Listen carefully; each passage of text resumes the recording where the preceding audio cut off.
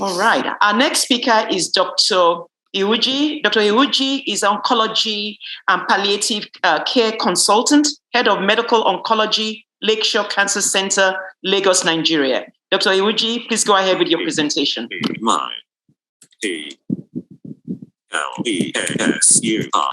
Pleasure. My pleasure. Okay. Good evening, everybody. My name is Dr. Chinenye Iwuji, as has been said, and I'll be talking particularly about colorectal cancer in Nigeria. Next slide, please. So I'm going to be focusing primarily on the symptoms of colorectal cancer, and if anyone gets those symptoms, how will we be able to manage colorectal cancer in Nigeria, and some of the challenges that we might face both medically and culturally in our environment. So looking at the symptoms you might have, change in bowel habits. So that could be if you have a normal, regular bowel habit, you start noticing more diarrhea, more constipation, a mixture of diarrhea and constipation. Or you might also notice that you have this sensation of incomplete emptying. So it feels like you need to pass stool, you go to the toilet, you pass a bit of stool, but there's still more left behind. And that is called tenesmus. You might also get bleeding from your back passage or blood in your stool.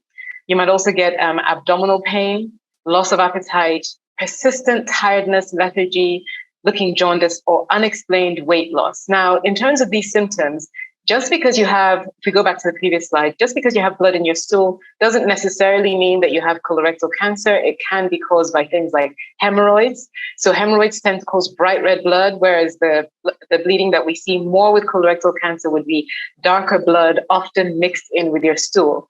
But in order to know when to be a bit more concerned, it's if you get a combination of these symptoms or these symptoms lasting for a long time. So if you get a change in your bowel habit, or you notice blood in your stool, plus you notice that you're having unexplained weight loss, like our colleague Yeti described in her video with her mother. If you get those sort of symptoms, weight loss and blood in the stool persistently, then it is really important that you see a doctor, particularly because by the time you start getting these symptoms, you are more likely to be at a later stage of the cancer, which is why the screening is so important. In the early stages, you might not have any symptoms, but by the time you start getting symptoms, you're more likely to be in a later stage of the cancer. And therefore, it's important that you get yourself investigated as soon as possible.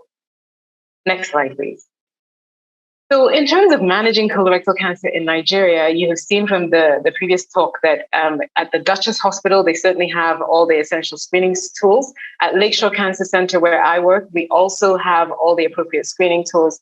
And we also have the appropriate treatment for cancer. So we're able to offer surgery, chemotherapy, radiation, and even the more advanced targeted therapies and immunotherapy. These treatments are all available in Nigeria. And like I say, at Lakeshore Cancer Center, we can give a lot of the treatments and do the testing as well. Next slide, please.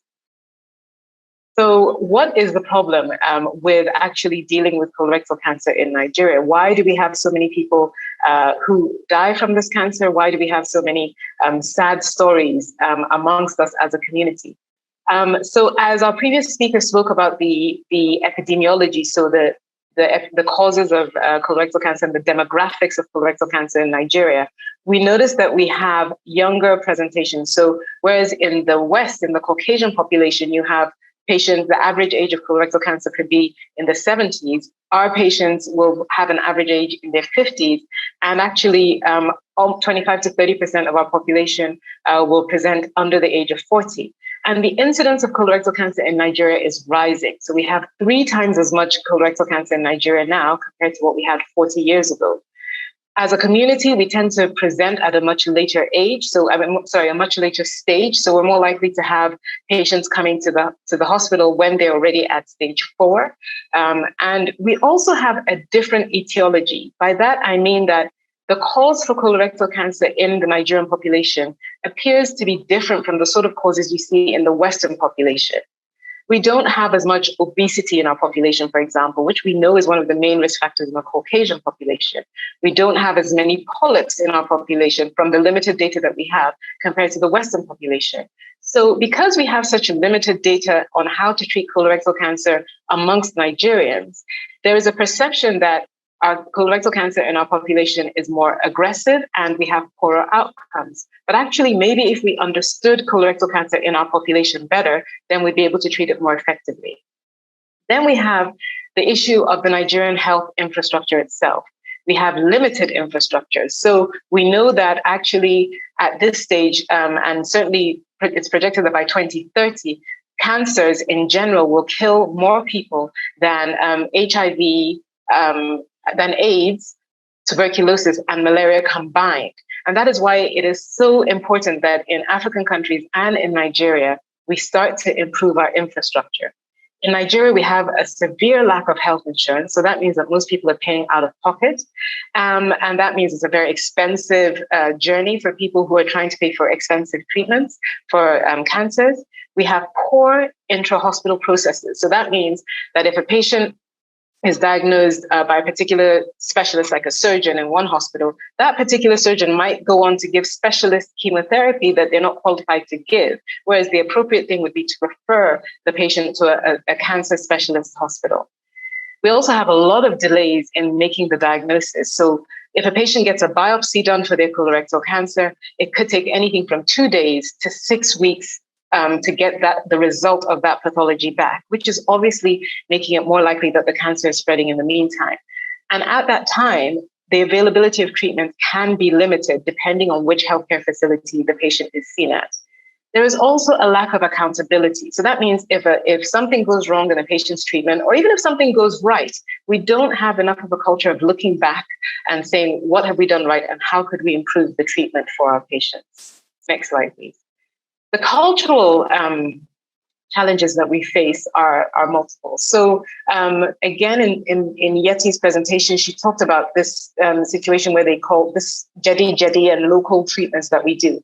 So that's because a lot of the symptoms I've mentioned, bleeding and blood in the stools, change in bowel habit, diarrhea, they can be attributed to our local diseases, dysentery, or just things that we think are normal to our lifestyle, and we will just go to the local herbal doctor or take our local remedies.